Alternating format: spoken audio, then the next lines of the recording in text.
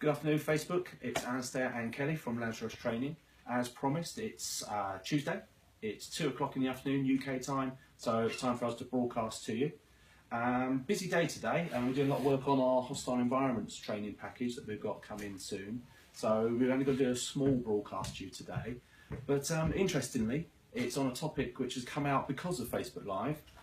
Somebody visited our office the other day, had seen these videos going out every Tuesday and Thursday, 2 o'clock UK time, and said, oh, what about nosebleeds? And their question was, they'd been at a party somewhere, one of the kids running around had banged their nose and it was bleeding, and between the people there, they couldn't remember which was the best treatment. So that's what we're going to look at for you now. Now, poor Kelly here has banged her nose, or if it was me, it was probably more likely I've been picking my nose, but either way, she's got a nosebleed. So what do we actually do? Well, ideally with gloved hands, ideally with some sort of cloth, we get them to pinch the soft part of their nose, squeeze it. Can you just take over squeezing that for me? So far so good. Everyone kind of gets that bit in their head. Most nosebleeds come from this bit of your nose, the septum. And so the idea of pushing the sides against it kind of makes sense. Direct pressure, we might describe it. But the controversial bit, the discussion that these people were having about the little kid banged his nose, was where do we move the person? And I'll put you out of your pain and put Kelly out of her pain as well. We'd like you to lean them forward a little bit. Yeah? Why do we lean them forward? Well, why not backwards? If you lean someone backwards, the nose connects to the back of the mouth, and it doesn't all go up, it goes pretty much straight back, and the blood that's in this nose goes back into the back of their throat, and they have to swallow it, which at the very least is unpleasant, but it can have a few little complications. Whereas with Kelly in this position now, the blood's encouraged to come forward, she's got pressure on there which will hopefully make it clot, and it just is less unpleasant, if nothing else. So, as I said to you at the beginning of the broadcast today, because we're busy with the hostile stuff that we're doing, only a very small broadcast, but we wanted to keep our promise that on Tuesdays and Thursdays, 2 PM UK time, we'd be on here broadcasting some sort of tip to you.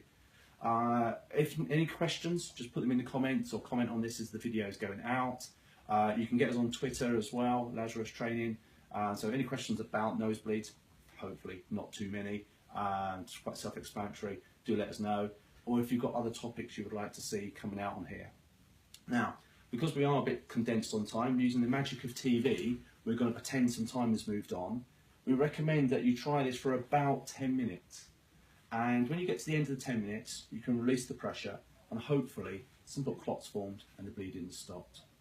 Now, it's not unusual for it to bleed again.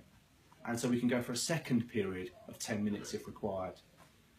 If, however, it continues to bleed and you're into your third period of 10 minutes, then there's perhaps something else going on.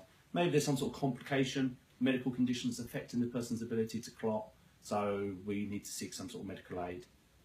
Most nosebleeds, though, you can work out what the cause was, someone picking their nose and stuff, so tell them not to pick their nose, blow their nose for the next 24 hours. And this might sound a bit stupid, but sometimes you have to actually encourage them to breathe through their mouth whilst they're doing all this. Otherwise they struggle and they get uncomfortable and they actually stop doing it because of that. Never really thought it would happen, but I've seen it happen a few times with some of the people that I've sort of met, often at rugby clubs and the like, who maybe don't think things through as clearly as they could do. So, treatment of a nosebleed, squeeze it, pad, ideally gloved hand over the pad, lean them forward, get them to breathe through their mouth and give it about 10 minutes. And the vast majority of the time, that will solve it for you. So, there we go, Facebook. Short message to you today, but hopefully we've answered the question about what to do about nosebleed. We'll see you again on Thursday at 2 o'clock with some discussion about some of the courses we're running soon and some more first aid tips. I think you're healed now, Kelly. You can let go of that.